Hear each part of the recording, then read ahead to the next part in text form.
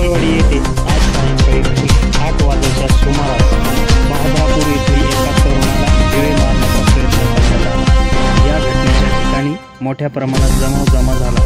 दुर्दैवाने कोणत्याही प्रकारची जीवितहानी झाली नाही। या तरुणाला शिर्डी साईबाबा संस्थान रुग्णालय येथे हलवण्यात आले, परंतु या घटनेची कोणत्याही प्रकारची चौकशी झालेली नाही। अशा घटना वारंवार घडत आहेत, तेही घडू नये याची सर्वांनी काळजी घ्यायची। धन्यवाद।